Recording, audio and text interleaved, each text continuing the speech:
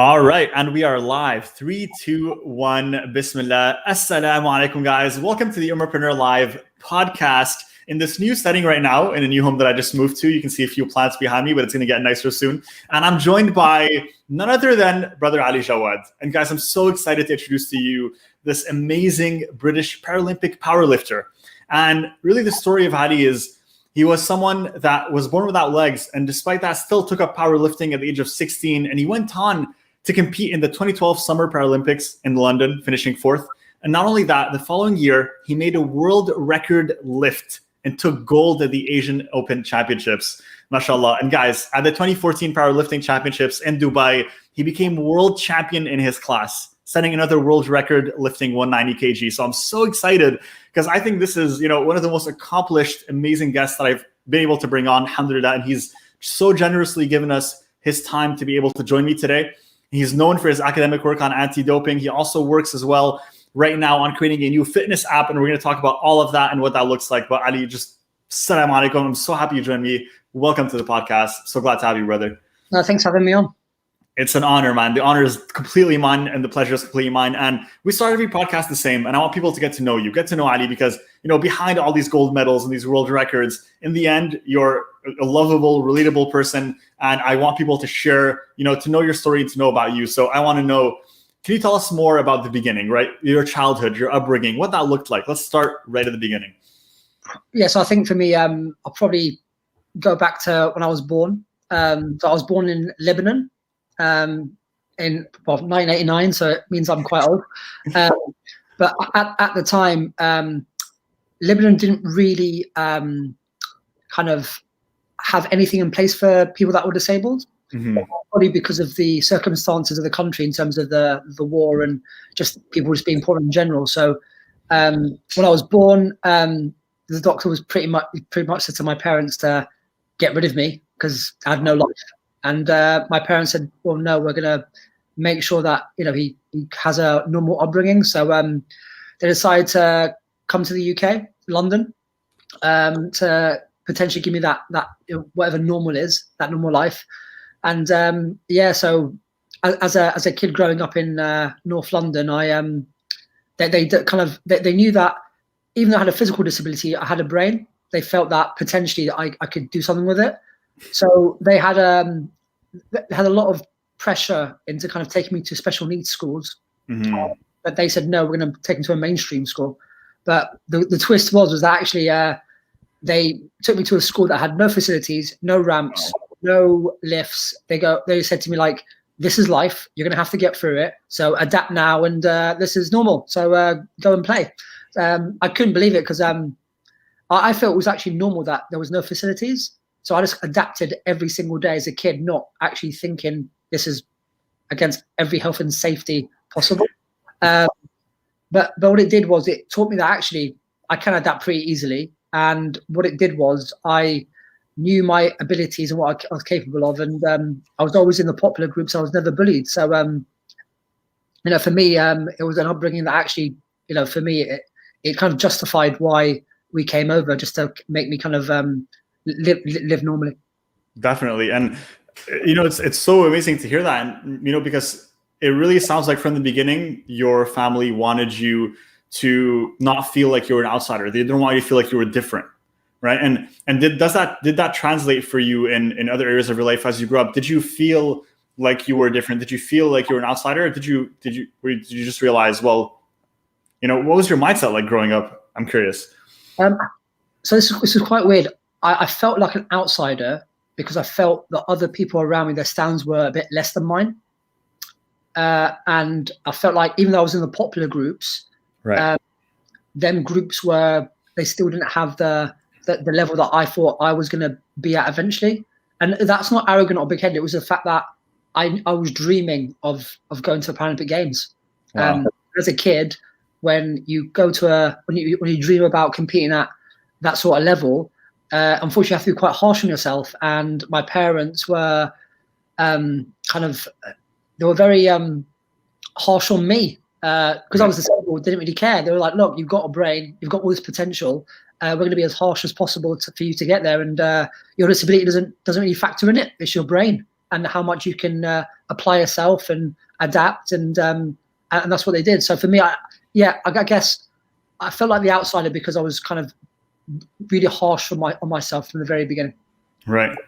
Wow. Well, you actually, spent your entire life, and as you mentioned, no facilities. So you would actually, powerlifting started at a young age. You had to lift yourself up every single stair to go to where you were going. So what was the moment where you realized, wait, this is actually going to be something that I want to do? I want to be a power lifter, right? What inspired you to pursue sports professionally? In fact, it didn't actually start with powerlifting. It started when I was about 6, when I watched Michael Johnson win his historic 200 and 400 meter gold medals at the Atlanta Olympics. And I knew that I couldn't run like him because I had no legs, but I thought I needed to feel what he was feeling on top of the podium. I need to find a sport that I was good at to get there. So when I was 11, I started judo for 4 years. Unfortunately with judo, because obviously me being an amputee, there's actually no classification for me in the sport at the Paralympic Games. It's only open to the blind and visually impaired. Wow. So when I was 15, during my exams, 15, 16, during my exams, my friend forced me to go to the gym across the road, this very old, dusty, dirty, leaking gym, a bit like Rocky Balboa sort of style gym, which I love. And that day I lifted like 100 kilo my first time. Wow. And then I got spotted, and that was the start of powerlifting. That's amazing, mashallah. So is it that as soon as you lifted that, because I go to the gym, right? And I've been to the gym a lot, and unfortunately now in the pandemic I haven't been much because it's completely closed. They kicked us out and they wouldn't let us back in. So I hope that changes. But every time I go, there's a certain satisfaction you get from completing a lift, right? Is it the satisfaction that you got that you could constantly, essentially, beat yourself, overcome your previous record? Is that what kept you going, or is it something else? No, I think what powerlifting did, it gave me another chance at pursuing kind of my ultimate ambition of getting to a Paralympic Games.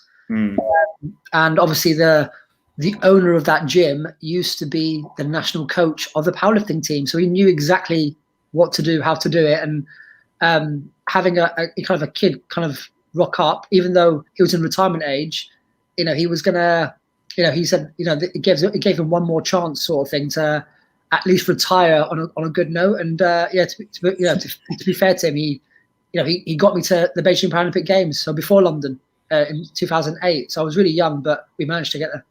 Wow, mashallah, that's amazing. And I want to ask you, because a lot of people think about this, and when they see people like yourself, like Lewis Howes, who are sports athletes that turn entrepreneurs and that create these amazing businesses, would you say there's a parallel between success in entrepreneurship and success in sports? Would you say there's some parallel there? I think so. I think obviously I'm very new to being an entrepreneur. I don't even consider myself that shit. I haven't even launched. So but what I have kind of learned or observed is the art of being adaptable. Mm-hmm. Having a foundation, like a foundational plan, but the best plans are the most adaptable and flexible plans, because you just don't know what's going to come at you, and you don't know the challenges are coming. You can preempt things, but you don't know the intensity of that challenge until it's presented itself. And for me, it's the person that adapts the most, or the business that adapts the most, is the one that potentially could succeed. And I think as an athlete, you do the same thing. Adaptability. That's a really interesting highlight, right? Because I would have thought you would say something like discipline, consistency. Adaptability, that's an interesting one. Well, I think if you look at all the kind of you can say it's all about being disciplined, but I think that's not new. For you to achieve something great, you have to be disciplined, you have to be consistent, you have to, sacrifice a few things to get there. But actually, you can have all them, but if you're not adaptable and you're rigid, you could potentially kind of decrease the chances of you actually succeeding. So for me, adaptability is probably the key one, with everything else on top. 100%. And it's interesting, because when you look at businesses that don't adapt, think Blockbuster, right? What happens? They close down. That's what happens. So it's so important. And I completely resonate with that, brother. I want to ask you, let's talk about, your entrepreneurship journey, because you said you're not an entrepreneur, but you're very much an entrepreneur, because really an entrepreneur is someone that brings new ideas and that wants to bring positive impact, positive change in the world. And you've already done that very much with your work on anti-doping as well. And before we even talk about the app, can you share with us a little bit about that? What motivated you to, do this academic research on anti-doping in your industry? Yeah, so powerlifting historically has been, well, quote unquote, probably one of the dirtiest sports probably at the games in terms of really drug cheating on paper. Only because it's considered a high risk sport and it's all about being super strong, right? So athletes, they kind of, well, I guess with every walk of life, you're going to get cheaters, right? And somebody pushing the boat out. But in our sport, unfortunately, we're more susceptible to that. And I learned from a young age that sport isn't fair.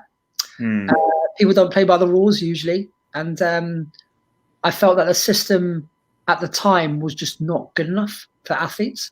Right. So I made it my life's mission as an athlete to try and influence change, to try to make the organizations accountable for the organizations that govern the regulations and the athletes. So I, instead of speaking out, because if I speak out, I'm a troublemaker, I've got no evidence.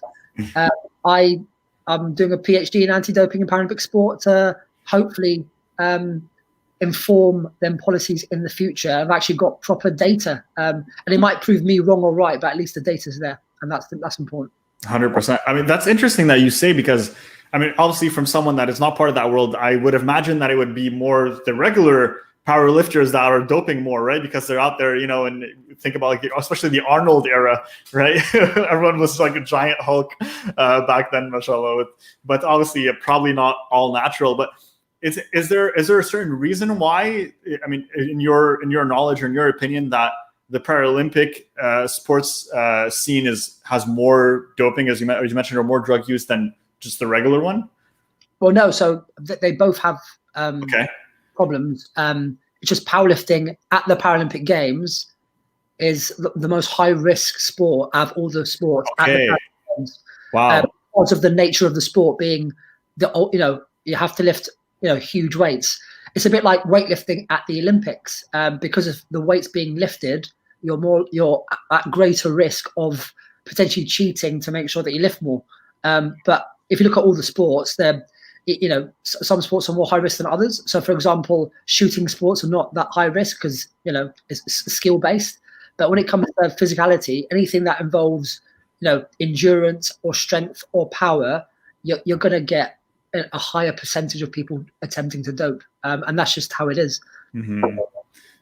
And it's interesting because when I hear this as well, I mean, aren't there, right? And I know I don't want to put too much focus on that, but it's an interesting conversation we're having. Aren't there, tests that are done usually pre-championship, pre-competition? Yeah, look, I think the anti-doping system has improved since I started, 15 years ago. It's had, it's got kind of, it's got put things in place to make sure that athletes are tested regularly. The way that athletes are tested, the intelligence-based testing system. And also a universal kind of regulation policy where all the countries and governments are on board, and all the educational programs, everything's kind of really improved.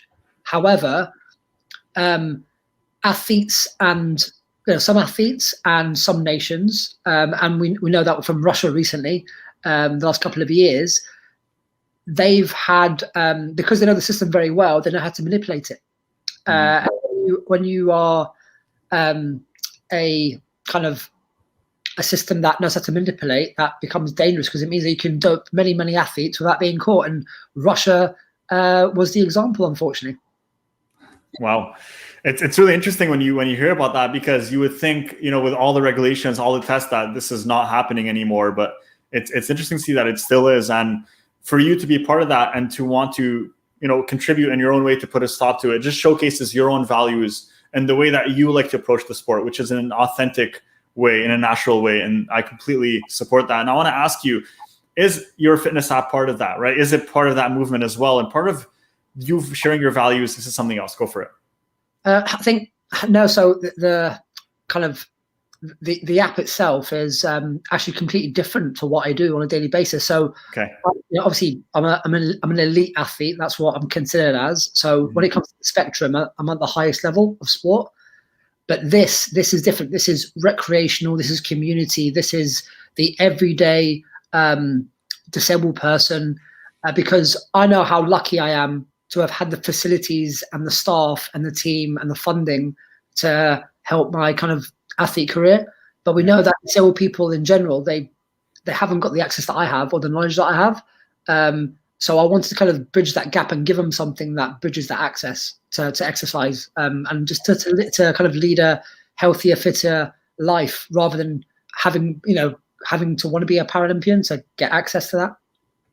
Definitely, 100%. And so I want to ask you, when did you start? And what inspired you, to get started with this fitness app? Because everyone has great ideas. Everyone has ideas that they want to build.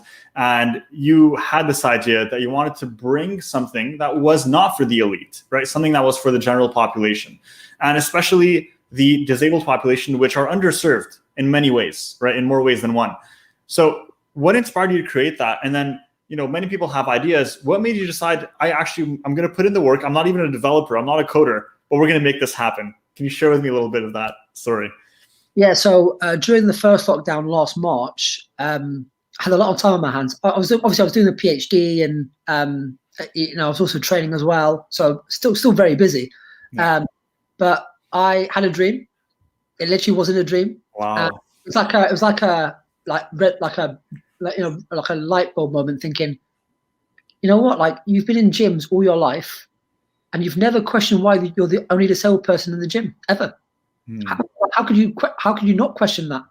Because obviously, I guess in the elite system, you get protected, and you see a lot of disabled people. But when I first started, there was no disabled people in the gym apart from me. Now, is it because I adapted well, or is it because there's barriers there that I don't know of? And I thought to myself, how can you kind of give access to disabled people that in a way that's, one, accessible, two, gives them knowledge and guides them on their journeys. But also, remember, I'm not an expert on every single disability. I'm a double amputee. That is where my expertise, and that is it. Obviously, I know how to, write programs and, training intensities and stuff like that, and nutrition and stuff like that. But when it comes to serve different disabilities, I'm not an expert. So I thought, how do I bring something to them that is not gonna hurt them, or it's not gonna do damage? So I thought, well, there's two things here. I thought the fitness industry is jam-packed at the moment, right? There's so many different apps or programs or personal trainers, and it's quite generic in my opinion. But actually, I thought to myself, what about an app, a fitness app, especially designed for the disabled community? And I thought, don't be silly, somebody's already done this, right? It's not a new idea, surely. You're not that clever. So I did that. So that morning, woke up at 5, and I did 2 hours of research, and I couldn't find anything like this ever. Wow. So I rang my manager and said, look, this is my idea. I don't know how it's going to look like yet, but this is my idea. What do you think? Do you think it's nuts with my work schedule? And he goes to me, that's a pretty good idea. He's like, has it been done? I was like, nope, I've checked. And there you are. And that's how it started.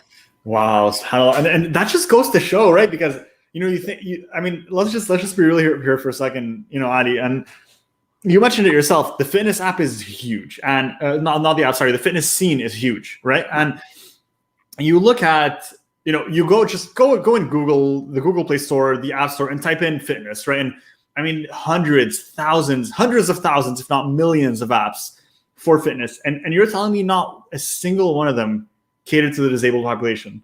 Not specifically, no. Wow. They've got some disability in there, but it's so generic. It's actually, I'm like, how is this even allowed? Right. What research have they done? Right. What I felt in my mind, I thought the only way to do this is to make sure the app is accessible for every impairment. So what I'm going to do is that kind of split the app into impairments. So when you kind of So for example, I'm a double amputee. If I sign in saying I'm a double amputee, I get a catalog or a library of video exercises performed by somebody as a double amputee. Wow. And they're just exercises. They are not a training program. We don't tell people what to do. People can pick what they can and can't do and put it into their own training program. And that's from home-based to gym-based to outdoor-based. So we're giving people the empowerment and the education to guide their own journeys rather than us telling them what to do, because I'm not an expert on everybody. So I think that's the only way to do it, I think, for the disability community. But I think the one thing that I'm very proud of is probably the accessibility rating scale for the local gyms in their area. So literally, they can literally rate the accessibility of their gym in their local area. So we get all that data and take it to government and go, look, you're not doing enough. Let's change it. So yeah, the app's gonna, I think it's gonna be a game changer. It's a lot of work, as you can imagine, because it's obviously different impairments require different challenges and different videos and stuff like that. Like I like challenges, so we'll see what happens in the summer. 100%. I want to ask you, because I literally was getting chills when you were saying that, because just the amount, I mean, when you're explaining to me, and I can hear the passion in your voice, but how necessary it is, and how underserved, the disabled population is, it rings so true. And it's something that I don't realize. And I'm not going to lie, like it's not something that I even bother looking into. And that's my bad, right? Like that's my bad, because and it's like you mentioned, it's almost like this place of privilege of, I'm okay, so why would I even research what's available for the disabled population? Why would I care? And it's like, no, you should care, right? Because you could be like this one day, just get into a car accident, you never know what happens. Your children could be like this, your siblings, your parents. So so there's a lot of people that live like this every day, and we're all human beings at the end of the day, and we need to help each other in every way we can. And you are completely right in that the accessibility that right now is available is abysmal, right? It's terrible. And I love what you've shared about, number one, that they are going to be able to get workouts from someone else that's like them. Like, mashallah, that's amazing. But that's a giant project, brother. Like, how are you going to do that? Are you guys going on like Facebook Marketplace or and like researching people with specific disabilities? How are you doing this? So we knew that the person in the video has to be relatable for that disability, because I don't want an able-bodied person to be in the video telling a disabled person what to do. It's just silly. Actually offensive, I think. So the person in the video is not a personal trainer or anybody that's kind of into fitness like I am. Right. What we're doing is I've got a content manager where we come up with the exercises. So the content managers are qualified, highly qualified.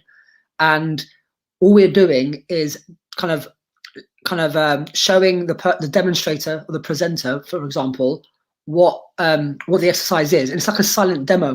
Right. And the demo is only about 20 seconds long with a voiceover and subtitles, so it's accessible. And it kind of obviously you can see what the exercise is. It's just kind of showing disabled people what they can do with their disability. That's it. Right. Because I feel like, as I said, we're not experts, and the data and the research out there is non-existent. So we need to start somewhere, and I'm hoping that this is a good place to start, and hopefully there's an appetite in the future for research, so it actually educates the app and informs the app in the future. But at the moment, with hardly any data, we have to do something, and I guess people are scared to, but I'm not. So we'll see what happens. Definitely. And you mentioned something as well that I wanted to highlight as well, brother, and it's essentially that you're going to allow, the users of this app to rate their local gyms, which I think in itself, that could literally be its own thing, but it's going to be part of it, which is amazing. Because is that even available right now? Is there such a rating out there?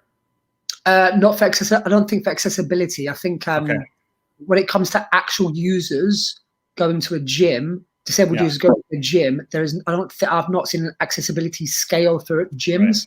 Right. So that was the first thing I thought of when I thought about the app.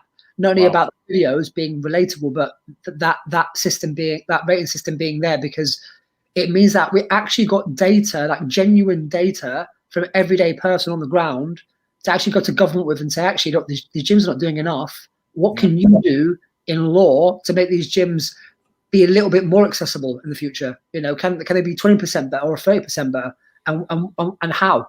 And I guess as well, we'd like to get gyms actually going, you know what, we want a high rating, we're going to change. So hopefully that goes, that's a domino effect across the country.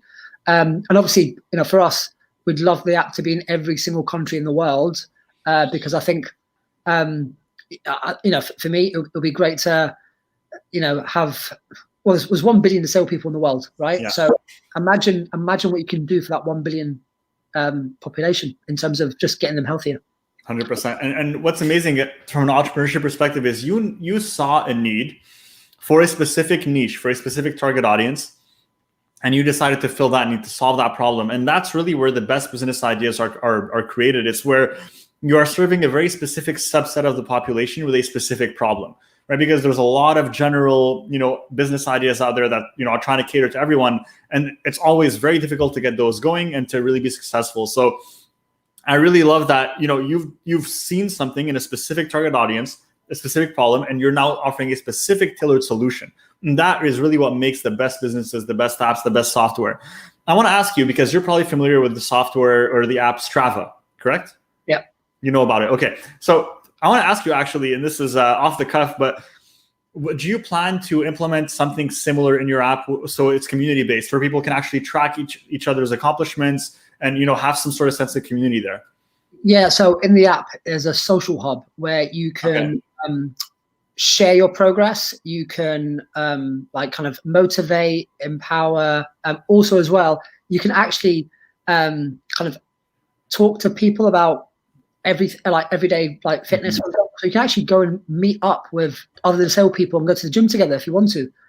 So the social hub element in the app is that community-based thing in the app, meaning that actually, I know a lot of disabled people struggle to go to the gyms by themselves, but actually if you've got somebody coming with you in the same boat as you, that's more likely for them to go. So we that was very important for me to have it in there, even though it's a big task having a social hub in an app on top of everything else. Yeah, I'm sure. I mean, I don't know if you guys are going to put it as part of your beta or your initial version, but when we talk about end product, because that is in itself, that own social platform could be its own thing as well. It is there's so much that goes into it, right? So let's talk about that a little bit, Adi, because you, my friend, are from a background of a professional athlete, a power lifter. You are, from what I know, you are not a coder or a developer. And a lot of people, they have these app ideas and they want to put them out and they realize, oh man, but that means I got to go and I got to learn code. So what path did you take? Did you decide, okay, I'm going to take a few coding courses, or is there something else that you did to bring it to life? So I'm not a business person at all. I'm definitely not an app person or a tech person. So, but the one thing that I keep saying, I think I said it from the beginning, is adaptability. The only way you adapt is as you learn. So I went away and thought, right, how do I create an app? Who do I need? And what knowledge do I need to have to be able to pull this off? So is it going to be more cost effective if I learn, or do I outsource it to some really good, smart people and explain to them what exactly I really want? Because obviously the disability market is, it's non-existent. And a lot of the app developers have no clue about disability and fitness, but they know about fitness. But I had to make sure that I actually educated the app people too. So I outsourced it, but I also had to teach them a few things too. So actually we're both in the same boat. Amazing. Wow. So you actually went and you outsourced. Can you, if it's okay with you, is it okay if I ask you, and you don't have to share with me details, but what was that process like? Did you go on sites like Upwork, Fiverr, or did you take a different avenue? So I was quite lucky. So my manager, he is based in the Ukraine, and his network's quite vast. And he said, "Oh, I know 2 app companies here that they've created loads of fitness apps. Right. If you want, we can they can pitch to us and see which one we like most." So yeah, they both I had a meeting with both of them, and we picked one, and they've been incredible since, to be honest. So amazing. Yeah, but unfortunately, though, when it comes to disability, they both struggled in that sense. But actually, when it comes to the fitness side, they knew exactly what they were doing. So actually, I just had to educate them the way they were educating me. So it was a good partnership. Yeah, for sure. And I think even just you bringing that to the world, it's awesome, because it's that part that you mentioned, the education, right? As in even just you working with that company, they realize, okay, wow, this is a need now, and we're learning so much about this, and that is hopefully going to translate in future products that they do as well, which is always amazing. Now, I want to ask you, and this is something, I'm glad that we eliminated this bias, because a lot of people that listen to this podcast are people who want to be entrepreneurs, they're aspiring entrepreneurs or current entrepreneurs, and they have these ideas for apps, for software, and they always tell themselves, I'm not a coder, how do I do this, guys? So outsourcing is really, an efficient and effective way when you don't have the necessary skills required to accomplish something. So go ahead and do that, guys. Now, let me ask you, entrepreneurship, like professional sports, it's a lifestyle, right? You got to work on the business, you got to put in hours, and you have to be consistent. It's not a job where you clock in, you clock out. So I want to ask you, with the discipline that you've trained yourself to have as an athlete, right? Has this made working on your business and building this app easier for you, right? Because you already had the proper habits in place, you already had the right mindset. Was this easier for you? Yeah. So I think what kind of what being a potential entrepreneur has taught me is actually, I think I said to you before, business standards are a bit lower than athlete standards. Right. We talked about that. Yeah. That's not any kind of like, I'm not being disrespectful. It's just at the top level of sports, you have to be so harsh on yourself, and the team has to make you as accountable as possible on a daily basis. Is that, when you kind of retire, you don't get that standards ever again. Right. So when it comes to business, that was the mentality that I was having. Unfortunately, though, we know that when I was pitching to a lot of investors, for example, they thought I was intense. They thought, this guy's nuts. There's no data to support what he's saying. And I'm like, well, and also they take a long time to reply to you. Things are not done quickly like elite sport is. So I had to actually change, well, not really change, but I had to accept that actually things are going to take longer than what I'm used to.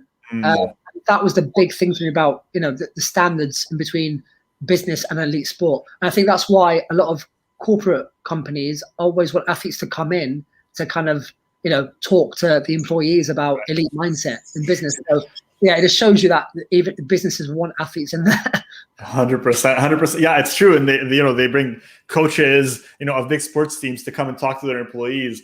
And it's interesting when you say that. So, I actually experienced this myself. And to be honest, I'm a culprit myself of this, which is sometimes I'll get emails and I'll wait a day or two if it's not urgent, right? I mean, but how do we balance that, Adi? Because as an entrepreneur, as your work grows and you have so many, projects to work on and people to reply to, etc. How do you manage? I want to ask your perspective. How do you manage your time, right? How do you go about managing your time, managing your day as efficiently as possible? Maybe we can get some tips from you, get some learnings there. Oh, wow. The answer is don't do what I'm doing. Don't have 3 massive projects at the same time. I think I've got a rule, right? So if I see the message, I'll reply to you. Right. So for me, it's all about efficiency and being quick, but being productive and also doing it to a high standard. I don't like wasting any time. But I know a lot of people, for example, when I kind of was talking about the app in the beginning, literally people were taking weeks and weeks to reply to me. And I was like, well, and then when they replied to me, I was like, I'm 2 weeks ahead and now I have to update you again because you didn't reply to me. So right. The thing is, I know a lot of people are like, I'll reply in a week or so because I have to think about it. But what happens in that week in between? You might be further ahead or behind and you have to update that person again. So for me, I update them when I see the message and then they can do what they want with it. But for me, as long as they're, if they're important for you to, if you've got a message and they're important, you reply to them ASAP because I think, for me, I don't like wasting any time at all.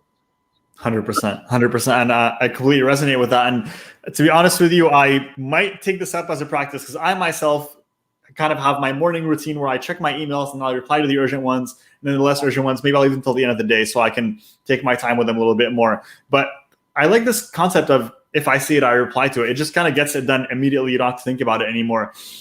Although I don't know if this is sustainable when you have 100 emails coming in, though. We gotta talk about that a little bit more after the podcast. See what we can do there. But yeah, go ahead. No. So I think I get bombarded every day. Right. But the thing is if they're going to affect the outcome of what I'm trying to achieve, then you reply.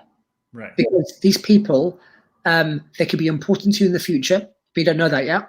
And also, I think they also appreciate you replying quick, because it means that actually you give them, you kind of give them that time, which means actually eventually in the future they could do things at a discount or for free. Right, 100%. I completely agree. It's true. They feel like you give more weight, more importance to the relationship. Yeah, exactly. And that always usually resonates when you feel like someone has given something to you. You initially you incline to give it back, and it's interesting because that's a marketing strategy in itself. When you see all these ads of people putting out free trainings, free webinars constantly on social media, etc. The reason is they want to give you something for free, so you watch it, and then they feel like you're kind of slightly indebted to them, right? So you might want to book that call or go through their program. So it's interesting how that works, how the human mind feels like, they want to reciprocate, they want to return. That's maybe it's a natural fitra that we have, right? SubhanAllah. So I want to ask you, what advice would you give to someone who might be listening to this, and now we're going to go back to, who feels like it's hard to pursue their goals, right? Due to a disability or even maybe a mental health issue, right? Or challenge that they might be facing in life, right? I want to ask you, what advice could you give to someone like that? They feel like there's something bogging them down. They feel like, it's harder for them than other people.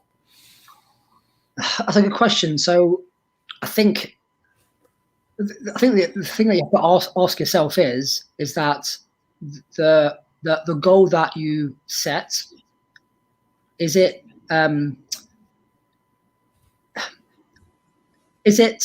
something that motivates you so much that you're willing to give it up because there's a few hurdles on the way?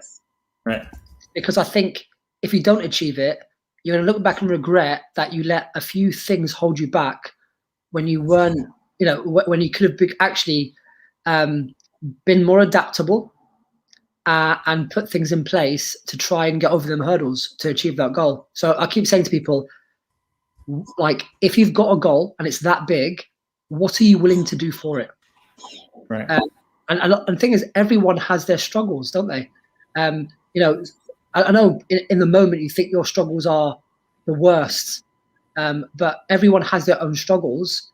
But it's actually the people that get through it are the people that are the most adaptable to the situation. And they go, look, I am struggling, but actually, look what I'm capable of too, to counter it. Like, I'm a human being, like I've got my faults, but actually I've got all this potential as well. And I really want to utilize that potential because I can get close to that goal. And that goal is huge. So it depends on what your passion is. I think if you're passionate about something big enough, you're willing to really work for it. 100%. It's true. And honestly, that's really why when I talk to, people who message me and they reach out and they're like, I want to start a business, I always ask them, why are you choosing this specific business model? Why are you choosing to work with this specific audience?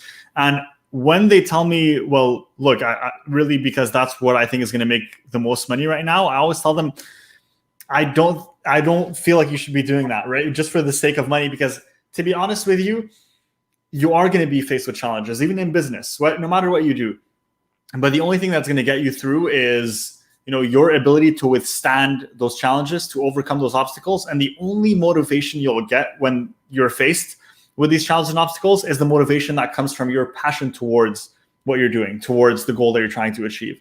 So I completely resonate with what you shared, brother. And I completely agree. And I share the same sentiment as well with all the entrepreneurs that I speak to, which is, guys, if you're going to do something you're passionate about. Now, that doesn't mean that you just follow passion blindly and you ignore completely like what the market needs, what the market wants, but see if you can combine both. And that's that sweet spot that you're trying to look for, right?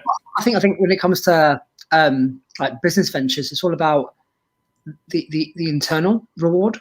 Mm-hmm. Like the external reward will take care of itself if it's that good, right? If you're adaptable and you try and pursue all your try to get as much potential out of yourself as possible, that will take care of itself. But actually, internally, like, why are you doing this?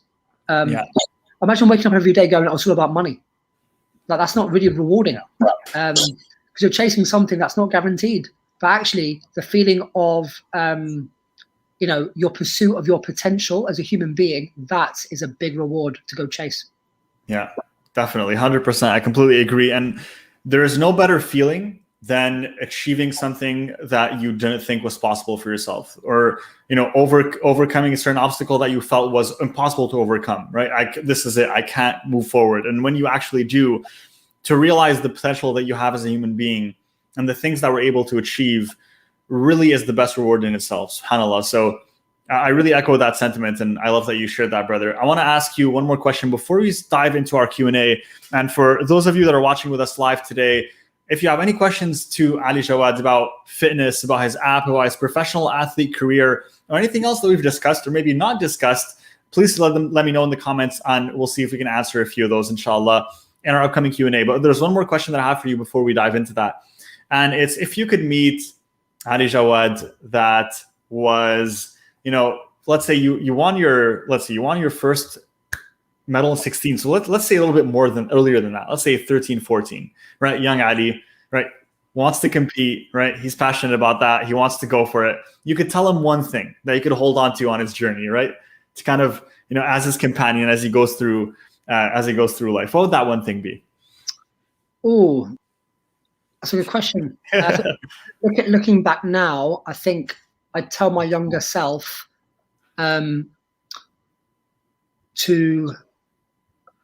I think it probably represents my career, to no matter what happens, no matter what, good, bad, in between, don't give up. Always hang in there. If you hang in there enough, consistently, you're going to give yourself a shot. Just hang in there. 100%. 100%. And I think that's really the key, that if you just persist, a lot of times it's really about persistence, right? It's really about persistence. A lot of times the businesses that are successful, the people that are successful, they've just outlived the ones that aren't successful, right? They've persisted through time, right? They persisted through these changes. And as you also mentioned earlier in the podcast, so insightfully, is that they've adapted, right? Adaptability is also huge. So thank you for that. We're going to dive into some audience Q&A, guys. So make sure to send us your questions that you have for Brother Ali, inshallah. We got one here actually from the audience, which is, because we actually talked about this, so it's interesting, is do you plan to become the Paralympic strongman champion, right? So I know we talked about if you're actually going to continue competing as well. So share with us a little bit insight into that. Strongman's not at the Paralympic Games, so that'd be quite... so that's a good clarification to make. Thank you very much. So Tokyo potentially this year could be my 4th Paralympic Games. Could be potentially my last one in terms of the Paralympics, because of my health with Crohn's. I need to go find a solution to make myself healthy. But if it is my last one, I'm lucky that I've got the app and the PhD to kind of focus on in the future. I've done that on purpose, because I always think forward. So we'll see. I think at the moment my health needs taken care of. But I'm still hoping to get to Tokyo this year and put on a performance that it will be a good way to go. Inshallah, definitely 100%. So right now in Tokyo, what are you competing for exactly? Can you share with us a little bit more about that? What kind of lifts? Yeah, so in my body weight, so I'm going to need, I think to qualify, I'm going to have to be in the top 8 men in the world in my body weight to go. Wow. I'm probably thinking I have to bench press over 170 kilo just to make it. And the medals it has to be 180 kilo or above for the medals, I think. So yeah, quite huge lifts. MashaAllah. So top 8 just to qualify. Just to go. Yeah, the standard is absolutely it's insane. You can't really rationalize it to a normal person that hasn't. Seriously. But it's a ridiculous number just to go. It just shows you the standard in our sport. 100%. I want to ask you real quick before we dive into the next audience question. How do you balance, you mentioned you're working on all these things, right? Your academic work and your upcoming Tokyo competition, as well as your fitness app. How do you balance everything right now? Long days. No, so I keep saying it's not the person that works the longest, it's the person that's the most productive And I think my time is so productive. I still get hours of sleep a night. So I'm doing very, very well. Unfortunately, though, it just means that I'm not, people think I'm quite intense in terms of the way I do things. And unfortunately, relationships, family, friends have had to take a back seat for me to pull this off. But they understand where I'm going and what impact I could have. And I think to have supportive people around you is also very important. For sure, 100%. Completely agree. We got one more for you, brother. And this one is, let me just pull it up here. So this one is actually, okay, so let's actually touch on this one. When is it going to be released? When is the fitness app going to be released? Any news there? Yeah, potentially in the summer. Okay. COVID has kind of delayed us a little bit because of the filming aspects of it, because you have to be in gyms and have to film with actually considered vulnerable people because they're all disabled. So hoping by next month we can actually start filming. And hopefully, a release date will be in the summer, just before the Paralympic Games. But what the idea is to focus on a few impairments first, and then add in a new impairment every couple of months, and then we build it that way. Because I think it's important that you nail one impairment, make it incredible, and then that'll be the benchmark for the future impairments. So it's important we do it that way, I think. For sure. Yeah. And I mean, everyone, you need to start with a minimum viable product, right? I know we talked about, all these awesome things that you want to have, inshallah, the software as part of the app, which I'm super excited to really see the finished product, which naturally will take, a couple of months, not a couple of years. But you have to start with, for entrepreneurs listening, a minimum viable product, just the core offer of what you're going to do, and then grow from there along with their user base, inshallah. So that's exciting to hear. So where can people stay up to date on that if they want to know when it's going to be released, if they want to make sure that they're up to date on the latest news? Where can they follow you for that information? Yeah, so Accessorize, you can follow on all social media platforms. Okay. So Instagram, Facebook, Twitter, LinkedIn, to keep up to date with it. I think the journey of the app is quite a unique one because we're doing it remotely because of COVID. And obviously you've got somebody that has no business now at all. So yeah, what happens? I love it, mashallah. So guys, you heard it here. Accessorize, okay? We dropped, actually pulled it up on the screen. But if you're listening on Spotify or Apple Podcasts, we're going to make sure we link it in the description of the episode. So go and check the episode notes, and I promise you it will be there. And follow them and what they're doing, Accessorize, because they are doing amazing work, mashallah. There's 2 more questions that we have, so we're going to try to go through them before we end, if that's okay. One is another one from the audience, and I really appreciate you for asking this question. So what would you like to say to the people whom Allah subhanahu wa ta'ala has blessed with legs and hands, etc., so completely fit, right? So that's an interesting question. What would you like to say to people who, they've been blessed with, all their limbs, essentially? I'll probably challenge them on that and say, just because you've got hands and legs, does that make you fit? Right. Because like having no legs, I'm one of the most, I'm considered one of the most fittest people, one of the strongest people on the planet. I love that. So having legs, having limbs, having arms, it doesn't make you fit. What it does do, it means you can walk and you can hold things, and actually, you know what? You don't actually need that anyway. Like I don't, I'm lucky that I saved a lot of money on trainers and shoes and socks, and actually financially it's been great for me having no legs. So I will challenge that idea of limbs being equals fitness. It doesn't. 100%. 100%. I love that. I love your mindset, honestly, brother. Like, and it's interesting because, so many, and it's a growing problem. So many people are obese right now. It's with the overconsumption of food and junk food and sugar and carbs, etc. And subhanAllah, we have, so many people that don't have that have all of their limbs, and we don't take care of them, right? We don't take care of our bodies. We don't take care of our, of this amana that God has given us, right? This gift that God has given us. We don't take care of it, and we neglect it. And then what happens is we lose its function. And you, subhanAllah, you're able to actually decide, you know what? I'm still going to go and I'm going to be fit. And I'm going to be one of the strongest people in my league in the world, which is amazing, mashallah. It's absolutely inspirational, brother. So I want to, when someone says nice joke on the saving money on shoes, I love it. From the app, come on.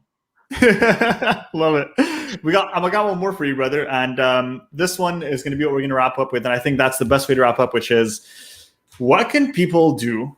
Okay. What can people do listening to this to help the disabled population in their own way, to support the disabled population, to bring more awareness to, the needs of the disabled, and to hopefully, bring or tell the government, reach out to people that are in power about the needs of having more accessibility, right? And the institutions around them, and, even the buildings, the hospitals, all these places that are essential for us. What can people do?